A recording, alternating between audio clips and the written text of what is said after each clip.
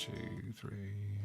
I see your true light shining through those veils of personality. Those veils you've worn so long you've come to think of them as you. But there's something like cheap makeup on a lily of the field. They're the poorest imitation of the glory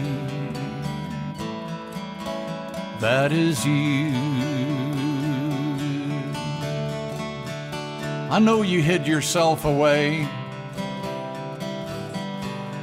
and finally misplaced it as you strove to find a path into a life that was insane. Well, you were just a babe then,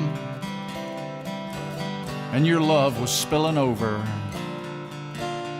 But this world was all survival, just a sea of human pain.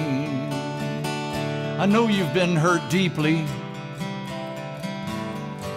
There was no way to avoid it. Not even those who loved you could escape the waking sleep. Even then, could they protect you from a world of sound and fury? No, they couldn't, and they shouldn't, for the game is hide and seek. Can you see the light? It is here. Through the ravening clouds in the deepest night, the city on a hill cannot be hid.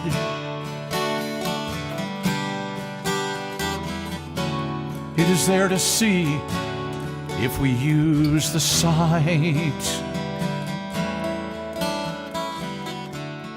There isn't much to do now except gather up the pieces of those dreams we long abandoned when our growing up began, and fold them to our hearts and love the hurtful, and love the pretty, and love this frail illusion as a little child again.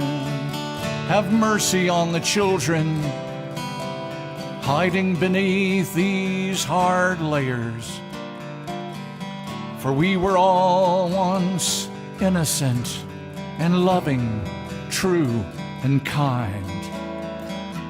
So let us learn to look beneath these scars of hard experience. The light is always waiting for our loving eyes to find. Can you see the light? It is here, dim, but it's here. Through the ravening clouds in the deepest night, a city on a hill cannot be hid. It is there to see if we use the sight. I see your true light shining through those veils of personality.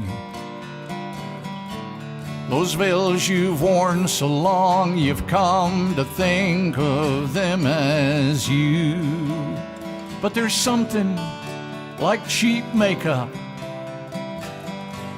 on a lily of the field. They're the poorest imitation of the glory that is you.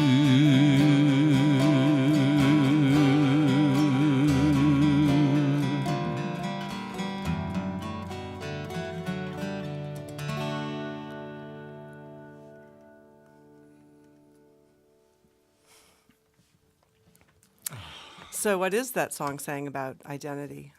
For me, it says, and the line is the cheap makeup on the lily of the field. That there's something inside each one of us that is the light, the true being. You know what one of my favorite authors, Ken Wilber, calls the ground unconscious, and other people call God.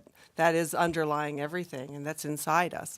And then what we do as we grow up and we build these personalities is that we're applying the cheap makeup on that underlying lily, that we're building this personality edifice that obscures the light.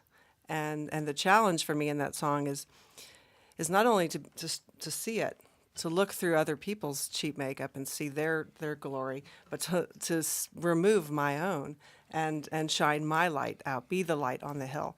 And that's so hard. It's so many reasons every day, not only for me to hide myself away, but also to have excuses for why I'm not seeing it in other people. There's lots of reasons, it seems like, all this not to see it in other people. Well, it's really important to say that the erection of that personality structure is absolutely, we think, part of the game plan. There's nothing wrong or evil about it. Mm-hmm. What we're talking about is that, that doomsday clock that's ticking away. I mean, time, I think, is running out for humankind. That's what we both think.